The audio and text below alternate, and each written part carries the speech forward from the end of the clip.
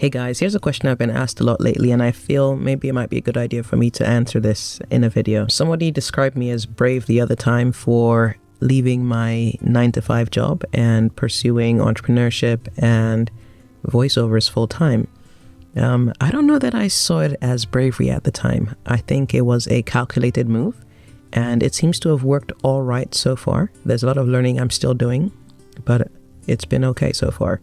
So how did I end up leaving my 9-to-5? First of all, I think I should take a few steps back and say that whilst doing my 9-to-5, I'd already been working on voiceovers. So I've been doing voiceovers probably for about 6 years before I contemplated leaving my previous place of work.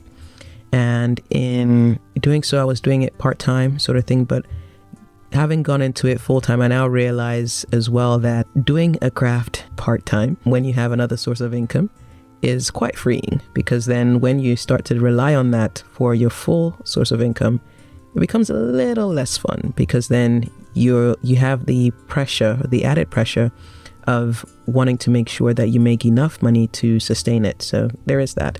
However, having said that, I'm still happy I took that plunge and did that. So I've been doing it part-time, right? And it's something I enjoyed. I was working as a contractor in data analytics a few years prior. Then I went to Brazil for a semester to study abroad. That was really good. And from there, I then came back, went into a permanent role in a job that was in line with the things I wanted to do long-term, initially anyways. And so I started working there, but then I was getting itchy feet. I felt like I could do a lot more than I was being asked to do in that role. And I was concerned about maybe potentially stagnating and not being challenged enough to achieve things. And so I was looking potentially for a move. Then I struck up a conversation, quite a serendipitous conversation actually, with somebody in the canteen in the office. And then it just turned out that they were looking for somebody with my skill set. And so I moved teams. I started working there. I learned a lot in that role, but then I started to realize, okay, I'm putting in a lot of effort here. And if I really liked the industry, it was information security. If I really liked it, it would have been a wonderful place to be. But I knew that what I wanted to work towards long-term, future-wise, wasn't necessarily in that. And I was concerned that if I got too comfortable, I would find it hard to make the move later. And I could potentially face the regret of what could have been. And I wanted to avoid that. So I thought, okay, I needed to move on at some point. I was also coming to a milestone age at the time, and I wanted it to be an easy story to tell, in a sense, saying, okay, at this age, I moved on to do this. So there's that. Beyond that, I like I said, I had the voiceover business going on the side. I had some money saved, so did some calculations there. Then I started my PhD. Actually, I started my PhD online as well. And so I was doing a lot, and I felt the 9-to-5 wasn't necessarily the thing that was most in line with my goals and the things I wanted to do, which is why I started thinking, okay, maybe it was getting to that time where it was time to make the plunge. I'd always wanted to be an entrepreneur. Not always. I had other aspirations when I was a lot younger, like primary school, but at some point I switched, and what stuck was being an entrepreneur. And so I thought, maybe I should give this thing a shot. Worst case scenario, if it doesn't work out, I'll come back and look for another job. Okay, so continuing my story. So I decided to start making plans towards leaving. At some point I informed my boss, and they convinced me to stay a little longer.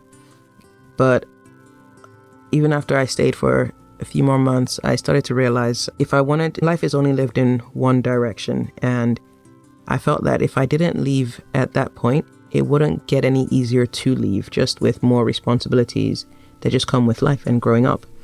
So I decided, okay, I was going to give myself an opportunity to try this entrepreneurship thing out more fully. And if it doesn't work, like I said, the downside wasn't so great. I just realized, okay, if it didn't work, I would go back and look for a job.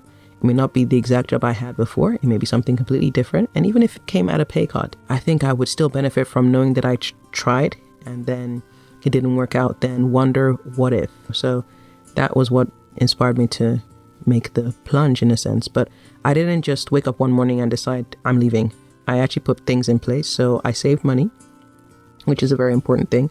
I also had another source of income, which was my voiceovers. At the time, my voiceovers wasn't making as much for me financially as my day job, but it made enough such that I thought, okay, you know what, it's enough for me to buy myself time and give this thing a go. Besides voiceovers and the PhD is in education technology, I was also very interested in making an impact on the African continent in some way or another to do with the education industry. I wasn't sure how that was going to manifest itself, but that was something I really wanted to do. And yeah, doing it via the 9 to 5 wasn't really going to happen. So I thought, okay, I didn't even fully know how I was going to get into it. I just knew I had some ideas. I had some friends who were working in that sort of space. So I could just hop along on what they were doing. I wasn't sure yet, but I knew I needed the space and the free time to be able to explore that option as well. And so everything came together anyway. And then I decided, okay, I was going to leave.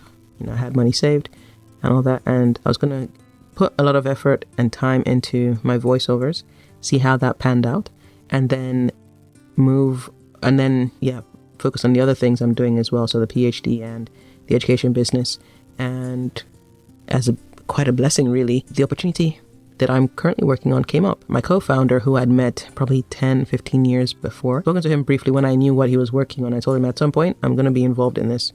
And then he called me up at one point and was like, okay, he definitely needs me now on board as a co-founder if I'm interested to handle the content and learning side of things. So we've been working on that. It's been a long journey so far, but a very fruitful one where I've learned a lot when it comes to managing people, when it comes to all sorts of things that are involved in running a business. And I'm very grateful for the opportunity.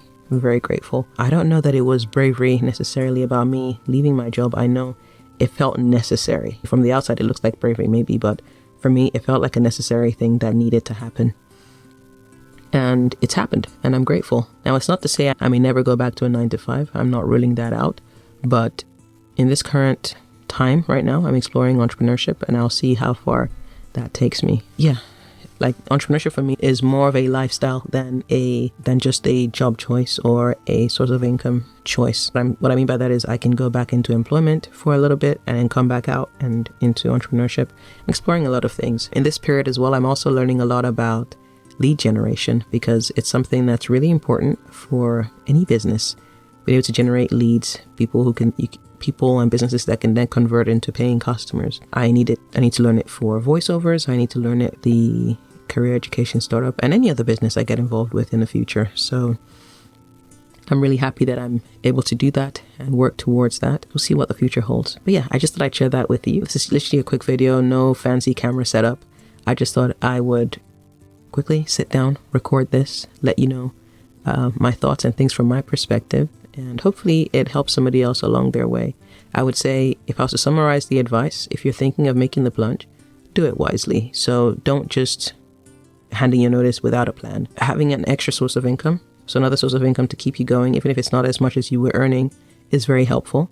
If you don't have that, then make sure you have savings that you can rely on, and then build connections, let people know what you're doing, and keep in touch with people, because they could be people who could lead you to the opportunities that you need, or it could be people who may be there to support you if you decide, okay, I'm done with the entrepreneurship venture for now, I want to go back into full-time work. I think in this period as well, I've also realized the value of people in your network who can help you, both close ties and weak ties. Yes, so I guess, yeah, have a plan, have a financial plan as well for entrepreneurship. Make sure you can cover your expenses and your obligations. But then I would say if you're thinking of entrepreneurship, try it out. At least if it works out, great. If it doesn't, you've learned something from the process. But make wise decisions as well. Make financial plans. I keep saying it over and over again, but make financial plans. Put things aside, put money aside and save, and then try it out. And if it doesn't work, you can always go back and look for a job. It's not that bad. And you would have gained from the experience. Imagine if you go into entrepreneurship and you hire people, you've learned management experience. You've learned about dealing with customers, customer acquisition. You learn a lot of skills just by getting stuck into it. Yeah, it's not for the faint-hearted, but it's definitely a rewarding journey if you choose to embark on it. All right. It's been R.I. Pampa. If you found this interesting, useful, share it with somebody, comment, subscribe, and I'll catch you in the next one. Take care. Bye.